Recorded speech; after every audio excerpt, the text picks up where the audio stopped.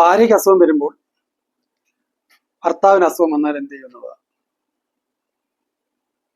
അതാണ് ഇന്നത്തെ നമ്മുടെ വിഷയം. ഭാര്യയ്ക്ക് അസുഖം വരുമ്പോൾ അതേ സമയത്ത് തന്നെ ഭർത്താവിന് അസുഖം വരും. ഭർത്താവ് ഒരു ജോലിയുള്ള ആളാണ്, ഭാര്യ വീട്ടിൽ ഹൗസ് വൈഫാണെന്ന് സങ്കല്പിക്കുക. അപ്പൊ എന്താണ് സാധാരണ വീടുകളിൽ സംഭവിക്കാറുള്ളത് എന്നുള്ളത് ഞാൻ എൻ്റെ അനുഭവമായിട്ട് വെച്ച് ബന്ധപ്പെട്ട് ഞാൻ വളർന്ന സാഹചര്യങ്ങൾ, കാണുന്ന കാര്യങ്ങൾ, അതെല്ലാം വെച്ചിട്ട് ഞാൻ ഈ വിഷയത്തിൽ സംസാരിക്കാൻ ഉദ്ദേശിക്കുകയാണ്. സാധാരണ മിക്കവാറും നമ്മൾ കാണുന്ന വീടുകളിലെല്ലാം തന്നെ പുരുഷന്മാർക്ക് ഒരു അസുഖം വന്നു കഴിഞ്ഞാൽ അതൊരു വലിയ അസുഖമാണ്. അതേസമയം സ്ത്രീകൾക്ക് അസുഖം വന്നു കഴിഞ്ഞാൽ അത് വലിയ കാര്യമാക്കാനില്ലാത്ത കാര്യമാണ്. എല്ലാ വീടുകളിലും ഇങ്ങനെ തന്നെയാണ് എന്നല്ല എൻ്റെ അഭിപ്രായം. ഞാൻ കണ്ടിട്ടുള്ള പരമാവധി വീടുകളിലെ കാര്യങ്ങൾ വെച്ചാണ് ഞാനിത് പറയുന്നത്. പല പുരുഷന്മാരും സ്ത്രീക്ക് അസുഖം വന്നു കഴിഞ്ഞാൽ വേണ്ട കാര്യങ്ങളെല്ലാം ചെയ്യുന്നവരാണെന്നൊക്കെ മനസ്സിലാക്കിക്കൊണ്ട് തന്നെയാണ് പറയുന്നത്. നമ്മളിതൊരു പൊതുവായ ഒരു സബ്ജക്റ്റ് ആയിട്ടാണ് നമ്മളിത് അവതരിപ്പിക്കുന്നത്. പിന്നെ ഞാൻ ഒരു കാര്യം പറയുമ്പോൾ അത് എൻ്റെ അനുഭവങ്ങളും ഞാൻ പഠിച്ചു വെച്ചിരിക്കുന്നു, ഞാൻ മനസ്സിലാക്കി വെച്ചിട്ടുള്ള കാര്യങ്ങളുമായിരിക്കുമല്ലോ ഞാൻ സ്വാഭാവികമായിട്ട് പറയുന്നത്. അതിനകത്ത് ശരിയുണ്ട്, തെറ്റുകളും ഉണ്ടാവാം. ഏതായാലും നമുക്കൊരു ചർച്ചയാക്കി നോക്കാം എന്താണ് നമുക്ക് ഇതിനകത്ത് കാണാൻ പറ്റുന്നതെന്ന് അറിയാമല്ലോ.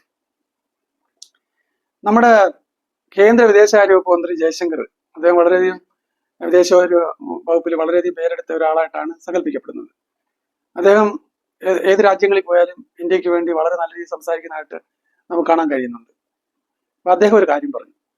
ഒരിക്കലും യൂറോപ്പിലെ ഒരു പത്രപ്രവർത്തകൻ ചോദ്യം ചോദിച്ചപ്പോൾ അദ്ദേഹം പറഞ്ഞത്, യൂറോപ്പിന്റെ പ്രശ്നങ്ങൾ, ഏത് പ്രശ്നങ്ങളും ലോകത്തിന്റെ മുഴുവൻ പ്രശ്നങ്ങളാണ്. പക്ഷെ ലോകത്തുണ്ടാകുന്ന മറ്റ് പ്രശ്നങ്ങൾ ഒന്നും തന്നെ യൂറോപ്പിന്റെ പ്രശ്നങ്ങളല്ല. ഈ ഒരു തത്വത്തിലെ ഈ ഒരു സെന്റൻസ് പറഞ്ഞു കഴിഞ്ഞപ്പോഴത്തേക്ക് പത്രപ്രവർത്തകരെ വായടച്ച് ഒരു സെന്റൻസ് ആണ് അദ്ദേഹം പറഞ്ഞത്, ജയശങ്കർ പറഞ്ഞത്. വളരെ കാച്ചു കുറുക്കിയ രീതിയിലാണ്, കൃത്യമായിട്ടാണ് അത് അവതരിപ്പിച്ചത്. അപ്പൊ എനിക്കിപ്പോ ഈ കാര്യത്തിൽ എനിക്ക് ഓർമ്മ വരുന്ന ഇതാണ്. സാധാരണ വീടുകളിലൊക്കെ ഈ സ്ത്രീക്ക് അസുഖം വന്നു കഴിഞ്ഞാൽ അത് ആ വീട്ടിലൊരു പ്രശ്നമല്ല. നേരെ മറിച്ച് ഭർത്താവിനൊരു അസുഖം വന്നാൽ ആ വീട്ടിൽ അതൊരു വലിയ പ്രശ്നം തന്നെയാണ്. ഇതാണ് സാധാരണയായിട്ട് കണ്ടുവരുന്നത്. അപ്പൊ എന്താ ചെയ്യേണ്ടത്? സ്ത്രീകൾ എല്ലാ കാര്യങ്ങളും കൃത്യമായിട്ട് ചെയ്യണം. അമ്മായിയമ്മ ഉള്ള വീടാണെന്നുണ്ടെങ്കിൽ അതിന്റെ ഇന്റൻസിറ്റി വളരെ കൂടുതലായിരിക്കും. മിക്കവാറും എല്ലാ അമ്മായിയമ്മമാരും തെറ്റിദ്ധരിക്കരുത്, എന്നാലും കൂടുതൽ അമ്മായിയമ്മമാരും അങ്ങനെ തന്നെയാണ്. പെങ്ങന്മാരും കുറച്ചൊക്കെ അങ്ങനെ തന്നെ ആയിരിക്കാം. അപ്പൊ ഈ ഭർത്താവിന് ജോലിയുള്ള ആളാണെങ്കിൽ എന്ത് സംഭവിക്കും? പുള്ളിക്കാരൻ സ്വാഭാവികമായിട്ടും പുള്ളി ലീവ് എടുത്ത് വീട്ടിൽ റെസ്റ്റ് എടുക്കും, അല്ലെങ്കിൽ വീട്ടിൽ കിടക്കും. ആ സമയത്ത് ഭാര്യ എന്താ ചെയ്യേണ്ടത്? ഈ കിടക്കുന്ന ഭർത്താവിന് കൃത്യമായിട്ട് മരുന്ന് കൊടുക്കുക, കൃത്യമായിട്ട് കണ്ടറിഞ്ഞ് ചൂടുവെള്ളം കൊടുക്കുക, ചുമച്ച എന്താ സംഭവിച്ചെന്ന് ചോദിച്ചു എന്നിട്ട് അതിന് വേണ്ടുന്ന കാര്യങ്ങൾ ചെയ്യുക, തുപ്പാൻ വേണമെങ്കിൽ പാത്രം എടുത്തുകൊണ്ട് കൊടുക്കുക, പിന്നെ ചൂടുവെള്ളം വേണോന്ന് ചോദിക്കുക, പിന്നെ കഞ്ഞി വേണോ അതോ മറ്റെന്തോ കഴിക്കാൻ വേണ്ടെന്ന് ചോദിക്കുക. ഇത്തരം കാര്യങ്ങളെല്ലാം ചെയ്യുക. ഇത് കൂടാതെ അസുഖത്തിന്റെ കാര്യത്തിൽ മനോവിഷമം ഉണ്ടെന്ന് കാണിക്കുകയും ചെയ്യണം. അല്ലെങ്കിലും സാധാരണ ഭർത്താക്കന്മാർക്ക് ദേഷ്യം വരും. ഇപ്പൊ എനിക്ക് അസുഖമായിട്ട് കിടക്കുമ്പോൾ അവളങ്ങ് സന്തോഷിക്കുന്നു, അവൾക്ക് ഒന്ന് മനസ്സിലാക്കിക്കൂടാ, എനിക്ക് സുഖമില്ല കിടക്കുന്നു, അവളോ ചിരിക്കുന്നു, അവളോ തമാശ പറയുന്നു. ഇങ്ങനെയൊക്കെയുള്ള ചിന്തകൾ ഉണ്ടാകാനുള്ള സാധ്യത വളരെ കൂടുതലാണ്. അങ്ങനെ ഞാൻ കണ്ടിട്ടുണ്ട്. പക്ഷെ നിങ്ങൾ ചോദിക്കുമ്പോൾ നിങ്ങളോ? ഞാൻ പറയും, ഞാൻ സത്യസന്ധമായി പറയുക, എനിക്കൊരു അസുഖം വന്നു കഴിഞ്ഞാൽ കഴിവിന്റെ പരമാവധി ഞാൻ വൈഫിനെയും കുട്ടികളെയും എൻ്റെ മക്കളെയും അച്ഛനമ്മമാരെ ജീവിച്ചിരിക്കുന്ന സമയത്ത് അവരെയും ഒന്നും ഞാൻ ബുദ്ധിമുട്ടിക്കാൻ എൻ്റെ കഴിവിന്റെ പരമാവധി ഞാൻ ശ്രമിച്ചിട്ടില്ല. ഏതെങ്കിലും ഒരു അസുഖം വരികയാണെന്നുണ്ടെങ്കിൽ ഞാൻ അതെങ്ങനെങ്കിലും എത്രയും പെട്ടെന്ന് തരണം ചെയ്യാനായിട്ടുള്ള എൻ്റെ എല്ലാ ശ്രമങ്ങളും ഞാൻ നടത്തി എൻ്റെ കഴിവിന്റെ പരമാവധി അവരെ ബുദ്ധിമുട്ടിക്കാതിരിക്കാനായിട്ട് ശ്രമിക്കും. അത് ഞാൻ ഒരു എക്സാമ്പിൾ ആയിട്ട് പറയാം. എൻ്റെ ഫാദർ മരിക്കുന്നതിന് ഏതാണ്ട് ഒരു 40 വർഷത്തിന് മുമ്പ് അല്ലെങ്കിൽ 45 വർഷത്തിന് മുമ്പ് ആസ്മ പേഷ്യന്റ് ആയിട്ട് മാറി. ആസ്മയുടെ ആ ഫാദറിന്റെ അമ്മയ്ക്കും ഉണ്ടായിരുന്നു, അങ്ങനെ ഹെറിഡിറ്ററി ആയിട്ട് കിട്ടിയതാ. അപ്പൊ ആസ്മ പേഷ്യൻസിന്റെ കാര്യം അറിയാമല്ലേ, ആസ്മ എന്ന് കഴിഞ്ഞാൽ അതിഭയങ്കരമായിട്ടുള്ള ബുദ്ധിമുട്ടാണ്. ആ കാലഘട്ടങ്ങളിൽ ഇപ്പോഴൊക്കെ നമുക്ക് വേണമെന്നുണ്ടെന്നുണ്ടെങ്കിൽ നമുക്ക് ഇൻഹേലർ ഉപയോഗിക്കാം. ഇൻഹേലർ ഉപയോഗിച്ച് കഴിഞ്ഞാൽ പിന്നെ ഹോസ്പിറ്റലിൽ പോകേണ്ട കാര്യമില്ല, പെട്ടെന്ന് തന്നെ അത് നിർത്താൻ സാധിക്കും. ആസ്മ വരുന്ന ഒരാളിനെ സംബന്ധിച്ചോളം വളരെയധികം ബുദ്ധിമുട്ടാണ്. അത് കണ്ടുകൊണ്ടിരിക്കുന്നവർക്കും ബുദ്ധിമുട്ടാണ്. അത് മനസ്സിലാവാത്തവർക്ക് ആസ്മ എന്തെങ്കിലും ഒരു ശ്വാസം മുട്ട് ഉണ്ടാകുകയാണെങ്കിൽ അതിന്റെ ഒരു മരണവെപ്രാളം എന്താണെന്ന് മനസ്സിലാകത്തുള്ളൂ. ഒരു ആസ്മ എന്നെങ്കിലും അല്ലെങ്കിൽ ഒരു ശ്വാസം മുട്ട് വന്നിട്ടുള്ള ഒരു വ്യക്തിക്ക് അറിയാൻ പറ്റും അതിന്റെ ബുദ്ധിമുട്ട് എന്തോന്ന്. അപ്പം അങ്ങനെ ഈ ആസ്മ പേഷ്യന്റ് ആയിരുന്നു എൻ്റെ ഫാദർ. എൻ്റെ ഫാദർ എങ്ങനെയാണെന്ന് വെച്ചാൽ നമ്മൾ പറയും, അപ്പം ഞാനൊക്കെ സ്കൂളിലും കോളേജിലും ഒക്കെ പഠിക്കുന്ന സമയത്ത് ആ സമയങ്ങളിലും ഒക്കെ ഇങ്ങനെ ഫാദറിന് ആസ്മ ഉണ്ട്. അപ്പൊ നമ്മൾ എന്താ ചെയ്യുന്നത്, നമ്മള് ഇങ്ങനെ പലപ്പോഴും ഹോസ്പിറ്റലിൽ എടുത്തോണ്ട് പോകേണ്ട അവസ്ഥ വരും. അത് ആരാ ഉണ്ടാക്കുന്നത്? അത് ഫാദർ തന്നെ ഉണ്ടാക്കുന്നത്, എൻ്റെ അച്ഛൻ തന്നെ അത് ഉണ്ടാക്കുന്നത്. എന്താ കാര്യം? കാര്യം എന്ന് പറഞ്ഞു കഴിഞ്ഞാൽ ആസ്മ വന്നു കഴിഞ്ഞാൽ ഏതെങ്കിലും ഒരു ടാബ്ലറ്റ് കഴിച്ച് ആദ്യം തന്നെ കഴിച്ചു കഴിഞ്ഞാൽ ആസ്മ അങ്ങ് മാറും. ആസ്മ പിന്നെ വരത്തില്ല. അത് പിന്നെ ബ്ലഡ് കലർന്ന് ഈ ലങ്സിലൊക്കെ വികസിപ്പിക്കാനായിട്ട് ഏതാണ്ട് ഒരു 10-20 മിനിറ്റ്, അരമണിക്കൂറൊക്കെ, ഒരു 20 മിനിറ്റെങ്കിലും മിനിമം എടുക്കും. അപ്പൊ അത്രയും സമയം വലിച്ചാൽ മതി. ഇങ്ങനെ ശ്വാസം വലിക്കുന്ന ഒരു പ്രക്രിയ ഉണ്ടല്ലോ, അതിഭയങ്കരമായ ഒരു ബുദ്ധിമുട്ടുള്ളൊരു രീതിയാണ് അത്. ആസ്മ ഉള്ള എല്ലാ വീടുകളിലും ആൾക്ക് അറിയാവുന്ന കാര്യം, വളരെയധികം പ്രയാസമുള്ളതാണ്. അത് ഒരു 10-20 മിനിറ്റ് അല്ലെങ്കിൽ മാക്സിമം പോയി അരമണിക്കൂർ ആകുമ്പോഴത്തേക്ക് അതിന് മാറും. എൻ്റെ ഫാദർ ചെയ്തിരുന്നതെന്ന് പറഞ്ഞു കഴിഞ്ഞാൽ, നമ്മൾ പറയും അച്ഛാ ഒരു ടാബ്ലറ്റ് കഴിക്കാം, അല്ലെങ്കിൽ അമ്മ പറയും ഒരു ടാബ്ലറ്റ് കഴിക്കുക എന്ന് പറയും, ആ വെള്ളം കൊണ്ട് കൊടുക്കും. വേണ്ടെന്ന് പറയും. അതെന്താ വേണ്ടെന്ന് പറയും, കൊണ്ടുപോകാൻ പറയും. എന്തോ കാര്യം പറയുന്നത്? ഈ ആസ്മയ്ക്കുള്ള ടാബ്ലറ്റ് ഒരെണ്ണം കഴിച്ചാൽ, സാധാരണ ടാബ്ലറ്റ് കഴിച്ചു കഴിഞ്ഞാൽ അത് അച്ഛന്റെ ശരീരത്തിൽ സൈഡ് എഫക്റ്റ് ഉണ്ടാക്കുകയും അത് ഭാവിയിൽ അച്ഛന് കുഴപ്പമുണ്ടാക്കുകയും ചെയ്യും എന്നൊക്കെയുള്ള കാര്യങ്ങൾ അച്ഛൻ മനസ്സിലാക്കിയതിന് ശേഷമാണ് ഇത് ഞാൻ ചെയ്യുന്നത്. യഥാർത്ഥത്തിൽ സംഭവിക്കുന്നത് എന്തുവാ? ആസ്മ തുടങ്ങി ഇങ്ങനെ തുടങ്ങി കുറേ സമയം കഴിയുമ്പോഴത്തേക്ക്, ആ സമയത്തേക്ക് പിന്നെ ഞങ്ങള് അമ്മ, പ്രധാനമായിട്ടും അമ്മ ചൂടുവെള്ളം കൊണ്ട് കൊടുക്കും, ചൂട് കാപ്പി ഇട്ട് കൊടുക്കും, ചായ ഇട്ട് കൊടുക്കും, മുതുകത്ത് പിന്നെ തോർത്ത് നനച്ച് ചൂട് പിടിക്കും, നെഞ്ചത്ത് പിടിക്കും. എന്നിട്ട് വിയർക്കുമ്പോൾ അതിഭയങ്കരമായിട്ട് വിയർക്കും. കുറച്ച് കഴിയുമ്പോഴത്തേക്ക് വിയർക്കുന്ന സമയത്ത് തോർത്ത് ചൂടുവെള്ളത്തിൽ മുക്കി പിഴിഞ്ഞിട്ട് തുടയ്ക്കും, ഇതെല്ലാ കാര്യങ്ങളൊക്കെ ചെയ്യും. പക്ഷെ അന്നേരം അച്ഛൻ പറയും ടാബ്ലറ്റ് വേണ്ട. അപ്പൊ എന്തോ ആ സമയത്ത് കുറച്ച് കഴിയുമ്പോഴത്തേക്ക് ഈ അസുഖം അങ്ങ് മാറുന്ന അച്ഛൻ്റെ ധാരണ. കുറച്ച് സമയം കഴിയുമ്പോഴത്തേക്ക് അച്ഛൻ പറക്കാൻ പോകുന്ന പോലെ നിൽക്കും. അവസാനം കിടക്കാനൊക്കത്തില്ല, ഇരിക്കാൻ പറ്റത്തില്ല, എണീച്ച് കമന്നിങ്ങനെ ഭിത്തി ചാരി തലയ്ക്ക് കൈയും കൊടുത്ത് നിൽക്കേണ്ട സ്റ്റേജ് വരും. കുറെ സമയം കഴിയുമ്പോഴത്തേക്ക് കാലിലൊക്കെ നീര് വരും, കാലൊക്കെ ഇങ്ങനെ പെരുക്കാൻ തുടങ്ങും. ആ സമയത്ത് ഒരു രക്ഷയില്ല. കുറച്ച് സമയം കഴിയുമ്പോഴത്തേക്ക് മോളിൽ പോയി ഇടിക്കുന്ന, റൂഫിലിടിക്കുന്ന രീതിയിലുള്ള ആസ്മയാവും. അങ്ങനെയൊക്കെ ആകുമ്പോഴത്തേക്ക് അച്ഛൻ തന്നെ പറയും വണ്ടി വിളി, ഹോസ്പിറ്റലിൽ പോവാം എന്നൊക്കെ പറയും. അപ്പം നമ്മൾ പോയി വണ്ടി വിളിച്ചുകൊണ്ടുവന്ന് അച്ഛനെ ഹോസ്പിറ്റലിൽ കൊണ്ടുപോകുമ്പോൾ 2 ദിവസം അവിടെ കിടക്കും. അന്ന് എടുക്കുന്നത് എന്തൊക്കെയാണെന്നറിയാം? ഈ അന്നത്തെ രീതിയിലനുസരിച്ച് ഈ മിക്കവാറും എല്ലാവർക്കും അറിയാവുന്ന ഒരു ടാബ്ലറ്റ് ഡെറിഫിലിൻ. നമ്മൾ കഴിക്കാൻ പറഞ്ഞത് ഡെറിഫിലിൻ ആയിരിക്കും. അല്ലെങ്കിൽ അന്നത്തെ കാലത്തൊരു പിന്നെ നിരോധിക്കപ്പെട്ട ഒരു ഗുളികയുണ്ട്, ഹിസ്റ്റാബ്രെഡ്, ബ്രോൺകോറ്റാബ് തുടങ്ങിയിട്ടുള്ള ടാബ്ലറ്റ്സുകളാണ്. ഡോക്ടർമാർക്ക് അറിയാം, അല്ലെങ്കിൽ ആസ്മ ഉള്ള വീടുകളിൽ ഇതൊക്കെ അറിയാം. ഈ സാധാരണ ഗുളികകൾ കഴിക്കാനായിരുന്നു നമ്മൾ ആദ്യം അച്ഛൻ്റെ അടുത്ത് പിന്നെ അഭ്യർത്ഥിച്ചത്. പക്ഷെ അച്ഛൻ നിരസിക്കുക ചെയ്യുന്നത്. അതിനുശേഷം എന്താ ചെയ്യുന്നത്? പിന്നീട് നമ്മൾ എടുത്തോണ്ട് പോയി കാർ വിളിച്ച് കൊണ്ടുവന്ന് അച്ഛനെ അല്ലെങ്കിൽ താങ്ങിയെടുത്ത് കൊണ്ടുപോയി ഹോസ്പിറ്റലിൽ കിടത്തും. ഹോസ്പിറ്റലിൽ ചെല്ലുമ്പോഴേ അവർ അഡ്മിറ്റ് ആക്കി ഇഞ്ചക്ഷൻ എടുക്കും, പിന്നെ ബ്ലഡ് ടെസ്റ്റ് ചെയ്യുന്നു, അത് ചെയ്യുന്നു, ഇത് ചെയ്യുന്നു, എല്ലാം കഴിഞ്ഞ് 1-2 ദിവസം കിടക്കുന്നു, തിരിച്ചു വരുന്നു. എനിക്കും ഉണ്ട് ആസ്മ. ഞങ്ങള് അച്ഛനെ ഏറ്റവും കുറഞ്ഞത് ഒരു 500 പ്രാവശ്യം 1000 പ്രാവശ്യം കൊണ്ടുപോയിട്ടുള്ളതായിട്ട് എൻ്റെ ഓർമ്മ. നമുക്ക് അസസ് ചെയ്താൽ മിക്കവാറും എല്ലാ ആഴ്ചകളിലും അല്ലെങ്കിൽ 2 ആഴ്ച കൂടുമ്പോൾ അല്ലെങ്കിൽ 3 ആഴ്ച കൂടുമ്പോൾ കൊണ്ടുപോയിക്കൊണ്ടേയിരിക്കുകയായിരുന്നു. അപ്പം അങ്ങനെ. അതേസമയം എനിക്കും ഉണ്ട് ആസ്മ. അന്ന് ഞാനൊരു പാഠം പഠിച്ചു. എന്താണ്? കുട്ടികളെ ഇത്തരം കാര്യങ്ങളിൽ വരുത്തി നമ്മൾ ശരിയായിട്ടുള്ള സമയങ്ങളിൽ ചെയ്യാനുള്ള കാര്യങ്ങൾ ചെയ്തില്ലെങ്കിൽ അവർക്ക് മാനസികമായും ശാരീരികമായും ഉണ്ടെന്ന ബുദ്ധിമുട്ടുകൾ ഒഴിവാക്കാൻ പറ്റത്തില്ല. അത് പരമാവധി നമുക്ക് അവർക്ക് ബുദ്ധിമുട്ടുകൾ കൊടുക്കാനേ സാധിക്കത്തുള്ളൂ എന്ന് മനസ്സിലാക്കി. എൻ്റെ അച്ഛൻ ഒരു വളരെ ചെറിയ ഹിസ്റ്റാബ്രെഡ്, ബ്രോൺകോട്ടാബ് തുടങ്ങിയിട്ടുള്ള ഗുളിക കഴിക്കാൻ കഴിച്ചാലുണ്ടാകുന്ന കുഴപ്പങ്ങളെ പറ്റി ബോധവാനാന്ന് പറഞ്ഞിട്ട് കഴിക്കാതിരുന്നിട്ട് അവസാനം ഹോസ്പിറ്റലിൽ കൊണ്ട് ചെല്ലുമ്പം കോർട്ടിസോൺ ഇഞ്ചക്ഷൻസ് ആണ് എടുക്കുന്നത്. കോർട്ടിസോൺ എന്ന് പറഞ്ഞാൽ എന്തുവാ? കോർട്ടിസോൺ എന്ന് പറഞ്ഞാൽ ഒരു രോഗിയെ വേറെ ഒരു മാർഗവും ഇല്ല, രക്ഷപ്പെടുത്താൻ വേറൊരു മാർഗവും ഇല്ല എന്ന് കരുതപ്പെടുന്ന സന്ദർഭങ്ങളിൽ മിക്കവാറും ആ സമയങ്ങളിൽ കൊടുക്കുന്ന ഒരു മെഡിസിനാണ് കോർട്ടിസോൺ കണ്ടന്റ് എന്ന് പറയുന്നത്. അത് ബെറ്റ്നിസോൾ തുടങ്ങിയിട്ടുള്ള ഇഞ്ചക്ഷൻസ് ആണ് എടുക്കുന്നത്. അത് ഒരു ദിവസം 2-3 എടുക്കും. എടുത്തിട്ട് അങ്ങനെ മാറിയതിനു ശേഷമാണ് വീട്ടിലേക്ക് വരുന്നത്. അപ്പൊ ഞാനൊരു കാര്യം തീരുമാനിച്ചു.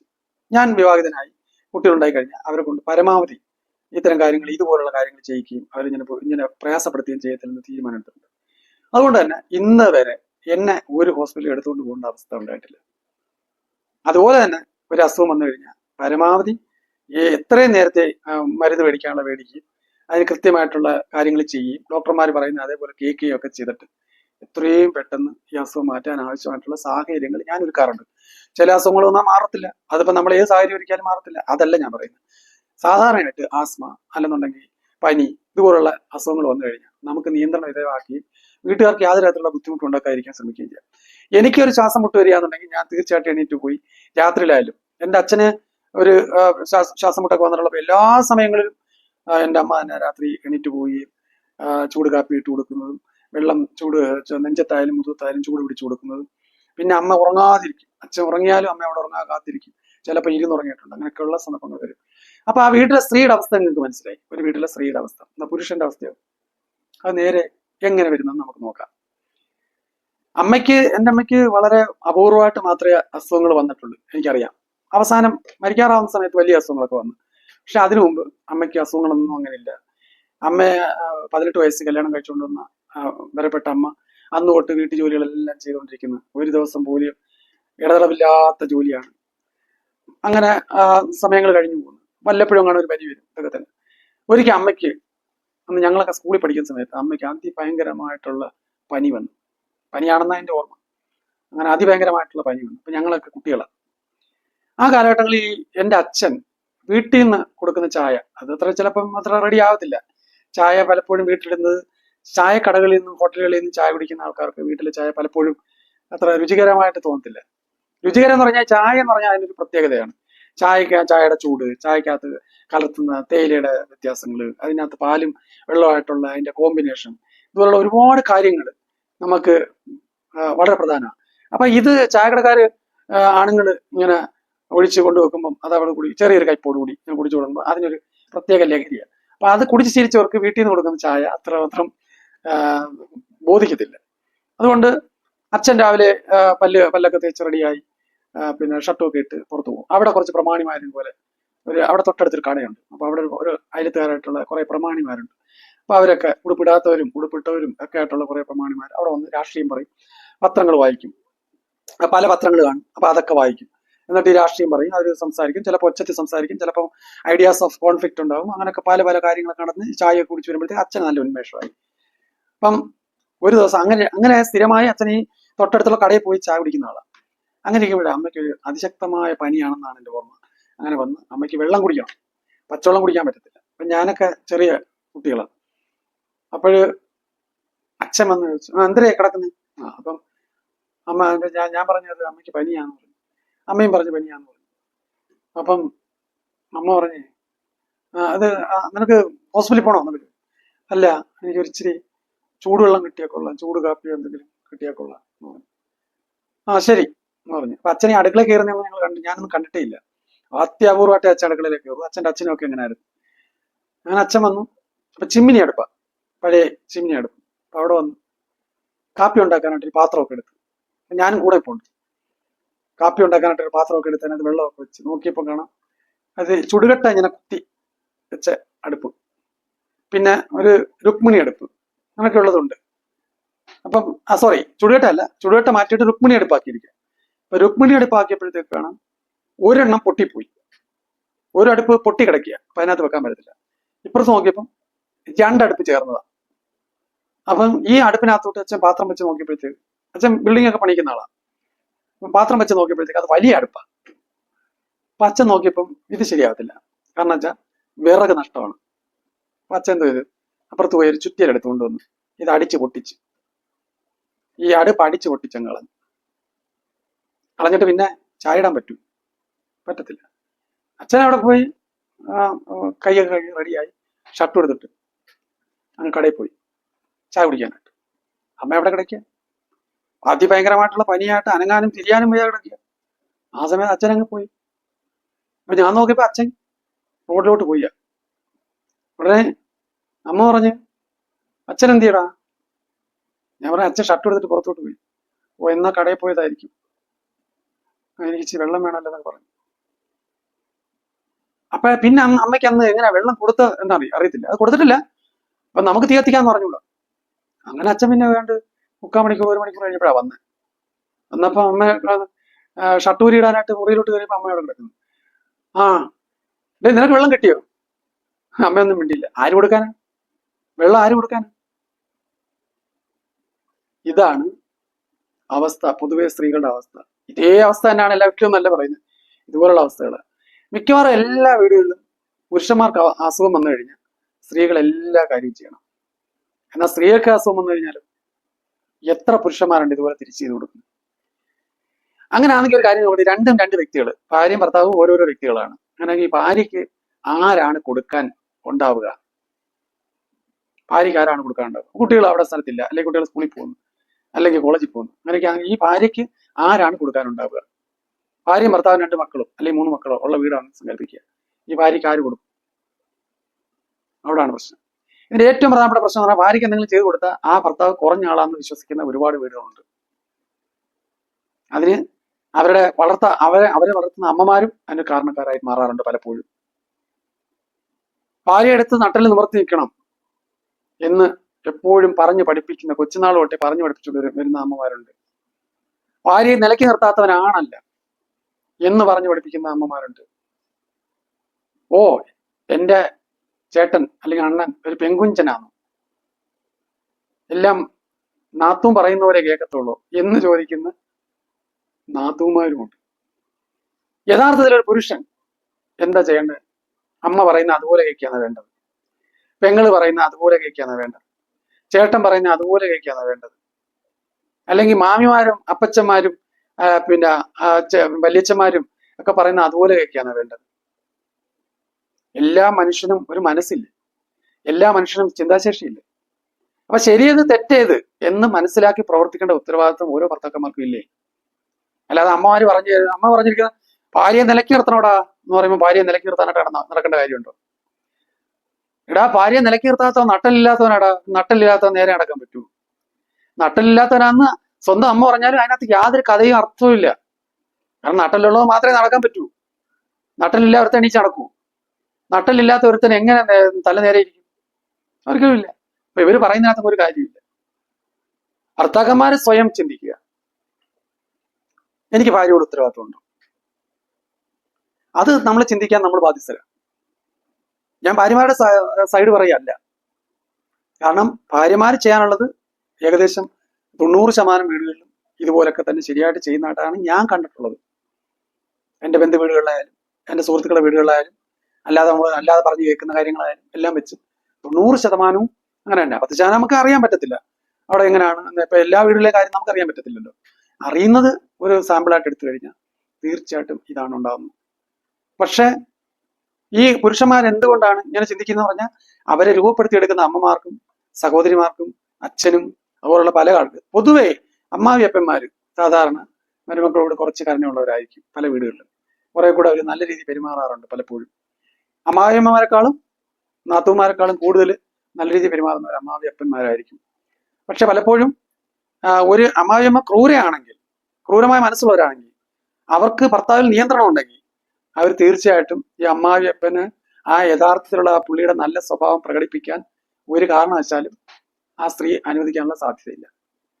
എന്നാൽ മരുമക്കൾക്ക് അസുഖം വരുമ്പം എന്തോ വേണം എന്നും ചോദിച്ച് നിൽക്കുന്ന അമ്മാവിയന്മാരില്ലെന്നല്ല ഞാൻ പറയുന്നത്. കൂടുതൽ അമ്മാവിയന്മാരും നേരെ തിരിച്ചായിരിക്കും. കാരണം ഒരുപക്ഷെ അവരുടെ അനുഭവങ്ങളും ഇങ്ങനെ തന്നെ ആയിരിക്കാം. അവർക്ക് കിട്ടിയിട്ടുള്ളതും ഇതുപോലുള്ള ദുഃഖകരമായ കാര്യങ്ങളായിരിക്കാം. അത് ഇപ്പോഴത്തുള്ള മരുമോള് സഹിക്കുന്നതിനേക്കാളും കൂടുതൽ സഹിച്ച ഒരു അമ്മാവിയമ്മയായിരിക്കാം. അപ്പൊ അവർക്ക് സ്വാഭാവികമായിട്ടും എന്തുകൊണ്ട് ഇവരോട് അനുകമ്പയല്ലേ ഉണ്ടാവേണ്ടത്? നേരെ മറിച്ച് അവർ കൂടുതൽ അനുഭവിക്കട്ടെന്ന് വെക്കുന്നെങ്കിൽ അവർ പണ്ട് അനുഭവിച്ചതിനകത്ത് ഒരു തെറ്റുമില്ലെന്നാണ് എൻ്റെ അഭിപ്രായം. പണ്ട് അവർ അനുഭവിച്ചതിനകത്ത് ഒരു തെറ്റുമില്ല. കാരണം ഇന്നത്തെ തന്റെ മരുമോട് അനുഭവിക്കുന്നതിനകത്താണ് അവർ സുഖം കണ്ടെത്തുന്നതെങ്കിൽ അന്ന് അവർ അനുഭവിച്ചതിനകത്ത് എന്താണ് തെറ്റ്? ഒരു തെറ്റുമില്ല.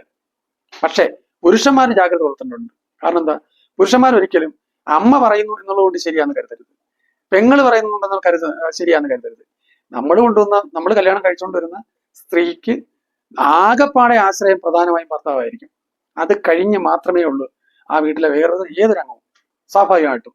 പക്ഷെ ചില വീടുകളിൽ ഭാര്യയോട് ഭർത്താവിന് കാണിക്കുന്ന സ്നേഹത്തെക്കാൾ കൂടുതൽ അമ്മാവിയപ്പനും സ്നേഹം കാണിക്കുന്ന വീടുകളുണ്ടാവും. അത് ജനറലൈസ് ചെയ്യാൻ നമുക്ക് സാധിക്കത്തില്ല. അതുകൊണ്ടാണ് ഇങ്ങനെ പറയുന്നത്. അപ്പൊ എന്ത് സംഭവിക്കും? എന്താ ചെയ്യേണ്ടത്? തന്റെ ഭാര്യയ്ക്ക് ഒരു ബുദ്ധിമുട്ടുണ്ടാകുന്ന സമയത്ത് ഭർത്താവ് തീർച്ചയായിട്ടും ഭാര്യയുടെ തുണയ്ക്കുണ്ടാവണം. അങ്ങനെ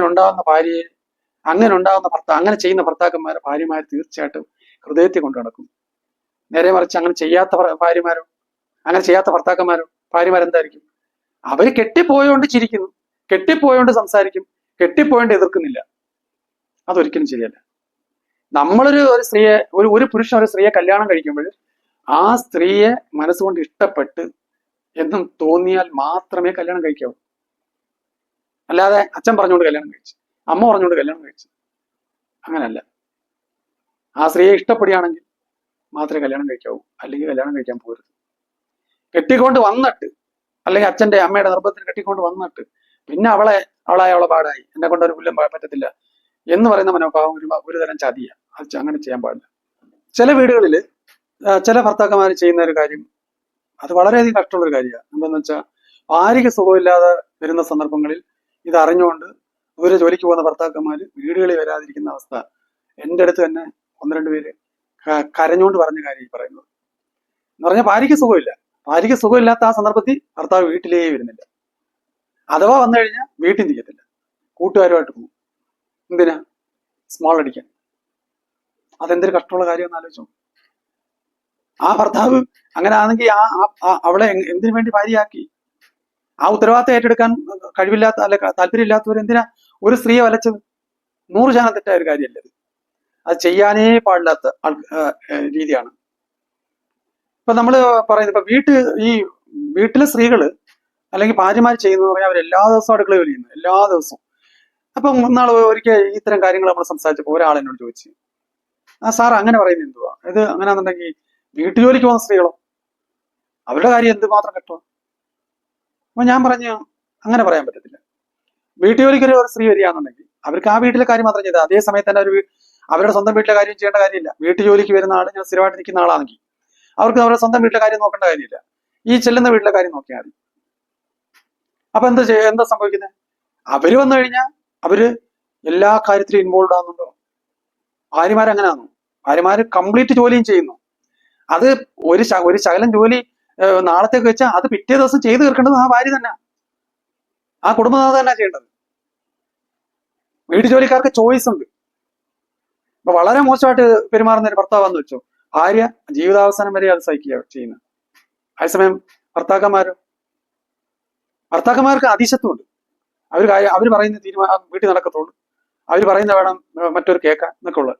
അതേസമയം ഈ ഭർത്താവിനെ സഹിക്കാൻ വയ്യാത്ത ഭർത്താവാണെങ്കിലും ജീവിതാവസാനം വരെയും ഭാര്യ അങ്ങനെ തന്നെ ജീവിക്കുക. അതേസമയം വീട്ടു ജോലിക്കാർക്ക് അങ്ങനല്ല, അവർക്ക് ചോയ്സ് ഉണ്ട്. അവർക്ക് ഒരു വീട്ടിൽ ചെന്ന് അവിടെ അത്ര ശരിയല്ലെന്ന് തോന്നി, അവർക്ക് വേറെ കളഞ്ഞിട്ട് പോവാം. പിറ്റേന്ന് അവരുടെ ഏജൻസി വിളിച്ചു പറയും, എനിക്ക് താല്പര്യമില്ല ഇവിടെ നിൽക്കുക, ഇവിടെ ശരിയാകത്തില്ല. അങ്ങേരുടെ സംസാരമൊക്കെ കേട്ട് കഴിഞ്ഞാൽ അയാളുടെ നമ്മളില്ല വേറെ എവിടുന്നോ വന്നവരാന്നുള്ള രീതിയിലൊക്കെ ശരിയാകത്തില്ല. അല്ലെ ആ സ്ത്രീയുടെ സ്വഭാവം എനിക്ക് ഇഷ്ടപ്പെടുന്നില്ല, അതുകൊണ്ട് ഞാൻ വരുന്നില്ല. അല്ലെ ഇവിടെ ആൾക്കാർക്ക് എണ്ണം കൂടില്ല, ഞാൻ വരുന്നില്ല. ഇത് ഏതെങ്കിലും ഭാര്യയ്ക്ക് ചോയ്സ് ആയിട്ട് എടുക്കാൻ പറ്റും? ഒരിക്കലും എടുക്കാൻ പറ്റത്തില്ല. ഭാര്യമാർക്ക് വന്ന് അടിഞ്ഞു കൂടിയാ പിന്നെ അവിടെ കിടക്കാൻ മാത്രമേ പറ്റൂ. എന്ന് പറഞ്ഞാൽ കിണറ്റിനകത്ത് വീണ കല്ലുപോലെ ഒരു രീതിയിലും രക്ഷപ്പെടാൻ പറ്റത്തില്ല, ഒരിക്കലും രക്ഷപ്പെടാൻ സാധിക്കത്തില്ല. ഒന്ന് ആലോചിച്ച് നോക്കി, എന്തുമാത്രം കഷ്ടപ്പെട്ട ഒരു കാര്യമാണ്. സത്യം പറഞ്ഞാൽ ചില വീടുകളിൽ ചില സ്ത്രീകൾക്ക് ഒരു ജയിലിലെ അന്തേവാസികളെ പോലെ ജീവിക്കേണ്ട അവസ്ഥ വരുന്നത്. ഒരു രീതിയിലും അവർക്കൊരു അംഗീകാരം കിട്ടത്തില്ല, ഒരു രീതിയിലും. നേരെ മറിച്ച് ഭർത്താവ് പറയുന്നതെല്ലാം ആ വീട്ടിൽ നടക്കും. അമ്മാവിയമ്മ പറയുന്ന കാര്യങ്ങൾ ഭർത്താവിലൂടെ നടക്കും. അല്ലെങ്കിൽ സ്വന്തം മകനായ ഭർത്താവ് എന്നൊരു മകനായ ആ കൊണ്ടുവരപ്പെട്ട സ്ത്രീയുടെ ഭർത്താവ് അമ്മാവിയമ്മയുടെ മകനല്ലേ. അപ്പൊ മകനിലൂടെ അവർക്ക് സാധിച്ചെടുക്കാൻ നോക്കും. അങ്ങനെയൊക്കെയുള്ള കാര്യം. ഇപ്പൊ നിങ്ങൾ പറയും, ഒരുപക്ഷെ നിങ്ങൾ വിചാരിക്കും ഞാൻ അമ്മാവിയമ്മമാർ ഭയങ്കര രൂപമാക്കി വെച്ച്. അങ്ങനെയല്ല. അമ്മാവിയമ്മമാരും അമ്മാവിയപ്പനും മോനും പെങ്ങളും എല്ലാം ആ വീട്ടിലെ അംഗങ്ങളാണ്. അതേസമയം ഒരു സ്ത്രീയെ കല്യാണം കഴിച്ചുകൊണ്ട് വരുമ്പം ആ സ്ത്രീ അവിടെ ഒറ്റയാണ്. അതുകൊണ്ടാണ് നമ്മൾ അവരുടെ കാര്യം പറയുന്നത്. കുറെ കാലം കഴിയുമ്പോഴത്തേക്ക്, വർഷങ്ങൾ കഴിയുമ്പോഴത്തേക്ക് അതിന് മാറ്റം വരാം. പക്ഷേ മരിക്കുന്നിടം വരെ മാറ്റമില്ലാത്ത വീടുകളുണ്ട്. 75-80 വയസ്സായ അടുക്കള ഒഴിഞ്ഞു കൊടുക്കാത്ത അമ്മാവിമാരുണ്ട്. സ്വന്തമായിട്ട് ഒരു ചായ ഇട്ട് കുടിക്കാൻ അവകാശമില്ലാത്ത ഭാര്യമാരുണ്ട്. അപ്പൊ ഇതിനോടനുബന്ധിച്ച് എനിക്കൊരു ചൊല്ല് ഓർമ്മ വരുന്നു, കവിതയുടെ രൂപത്തിലുള്ള ഒരു ചൊല്ല് ഓർമ്മ വരുന്നു. അതെന്താന്ന് വെച്ചാൽ, ശ്രീമദ് ഗുരുവിനെ തോപ്പിച്ചു അച്ഛനെ കൊന്നു ബുദ്ധിമാൻ, അമ്മയ്ക്കൊന്നും കൊടുക്കാതെ ഭാര്യയ്ക്കെല്ലാം കൊടുക്കണം എന്നുള്ളതാണ്. ശ്രീമദ് ഗുരുവിനെ തോൽപ്പിച്ചു. എന്തുവാ ശ്രീമദ് ഗുരുവിനെ തോൽപ്പിച്ചു? ഇപ്പം സാറ് കുട്ടിയെടുത്ത് ചോദിക്കുന്നു, ക്ലാസ്സിൽ ചോദിക്കുന്നു, ആദ്യത്തെ ഇന്ത്യൻ പ്രസിഡന്റ് ആരാണ്? അങ്ങനെ ഒരു കുട്ടി പറയുന്നു, ഞാൻ പറയാം സാർ. ആരാ? നീ പറ. Doctor Rajendra Prasad. Yes, correct. നീ ഇരിക്കും അങ്ങനെ പറഞ്ഞ്. ശരി, അങ്ങനെ കേരളത്തിലെ ആദ്യത്തെ മുഖ്യമന്ത്രി ആരാ? ഞാൻ പറയാം സാർ. ആരാ? പറഞ്ഞോളൂ. EMS നമ്പൂതിരിപ്പാട്. കറക്റ്റ്. ഇരിക്കും. ലോകത്തിലെ ഏറ്റവും വലിയ രാജ്യം ഏതാ? അതാർക്കും അറിയാം. ഞാൻ പറയാം സാർ. ഏതാ? Soviet Russia. കറക്റ്റ്. ഇരിക്കെ. ശടാ, സാറ് ചോദിക്കുന്ന എല്ലാം പറയാ. കേരളത്തിന്റെ വിസ്തീർണം എത്ര? അതാർക്കും അറിയാം. ആരും അനങ്ങുന്നില്ല. ഇന്നലെ പഴയ കുട്ടി. സാർ ഞാൻ പറയാം സാർ. എത്ര? നീ പറ. 38,863 സ്ക്വയർ കിലോമീറ്റർ. സാറ് അവിടെയും ടിം. അപ്പൊ സാറ് ഇത്രയും എല്ലാം ഇവൻ അറിയാവല്ലേ? സാർ കണക്ക് പഠിപ്പിക്കാൻ പോകുന്നു. ഇന്നലെ എഴുതിയിടുന്നു. 4,732 അധികം 3,212. സാർ കൂട്ടാൻ തുടങ്ങിയ 2 2 എന്ന് പറഞ്ഞ് കൂട്ടാൻ തുടങ്ങി. അപ്പം ഈ കുട്ടി, സാർ ഞാൻ പറയാം സാർ. അതെന്താ കൂട്ടാ നീ പറയൂ? അതെങ്ങനെ പറയും? പറയാം സാർ. എന്നാ പറ. എത്ര? 7,944. സാറ് കൂട്ടി. 2 2 4, 3 1 4, 7 2 9, 4 3 7, 7,944. ഷെടാ. അപ്പൊ എന്നാ ഇവരെ ഒരു കാലത്തോട് നോക്കാം. എന്നാ ഒരു കാര്യം ചെയ്യും. നീ പറ. 682 × 35 എത്ര? 22,820 സാർ.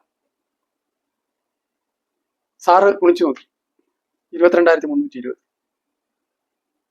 സാറ് ശ്രീമദ് ഗുരുവിനെ തോപ്പിച്ചു. സാറിന് ഇവനെ ഒന്നും പഠിപ്പിക്കാനില്ല. സാർ എന്ത് പറയാൻ തുടങ്ങുന്നു അതിന്റെ എല്ലാ ഉത്തരവും പറയാം. അതാണ് ശ്രീമദ് ഗുരുവിനെ തോപ്പിച്ചു എന്ന് പറയുന്നത്. അച്ഛനെ കൊന്നു ബുദ്ധിമാൻ. അച്ഛൻ്റെ കാര്യം വിചാരിക്കുന്നത് എന്താണോ അത് അറിഞ്ഞ് കൃത്യമായിട്ട് മനസ്സിലാക്കി ചെയ്യുന്ന പുത്രൻ. അച്ഛൻ ഒരു കാര്യവും സംസാരിക്കാൻ അവസരം കൊടുക്കാത്ത പുത്രൻ. മോൻ. എനിക്ക് സുഖമില്ല, നല്ല സുഖമില്ല, ഡോക്ടറെ കണ്ടാൽ കൊള്ളായിരുന്നു എന്ന് വിചാരിക്കുന്നവണെ കാണാം. അപ്രതീക്ഷിതമായിട്ട് കാറ് വന്നിരിക്കുന്നു. അച്ഛൻ നോക്കുന്നു. ആരാ? മോൻ ഇറങ്ങിയില്ല. മോൻ അടുത്ത് വന്നിട്ട് പറഞ്ഞു, അച്ഛൻ ഒന്ന് ഒരുങ്ങി വെച്ചാൽ നമുക്ക് അച്ഛനൊരു ചെക്കപ്പ്, അച്ഛന് ക്ഷീണം തോന്നുന്നുണ്ട് 2 ദിവസമായിട്ട്, നമുക്കൊരു ചെക്കപ്പ് എടുത്തിട്ട് വരാം.